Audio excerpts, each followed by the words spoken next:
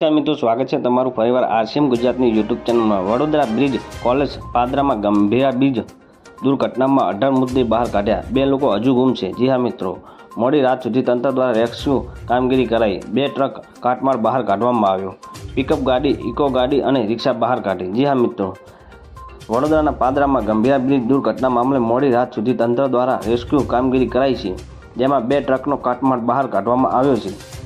તેમાં પિકઅપ ગાડી, ઇકો ગાડી અને રિક્ષા બહાર કાઢવામાં આવી છે। અત્યાર સુધી 18 મૃતદેહો બહાર કાઢ્યા છે। 2 દિવસ વીતવા છતાં પણ 2 લોકો હજુ ગુમ છે, જેમાં સરકારની જવાબદારી 4 અધિકારીઓને સસ્પેન્ડ કર્યા છે। જી હા મિત્રો, હજુ કોઈ પણ જવાબદારી રહેશે તેની સામે કાર્યવાહી કરાશે। ચૈતન્યસિંહ ઝાલા, જી હા મિત્રો, ધારાસભ્ય ચૈતન્યસિંહ ઝાલાએ નિવેદન આપ્યું કે જેમાં હજુ કોઈ પણ જવાબદારી હશે તેને સામે કાર્યવાહી કરવામાં આવશે। સૌરાષ્ટ્ર અને દક્ષિણ ગુજરાત માટે આ મહત્વનો બ્રિજ છે।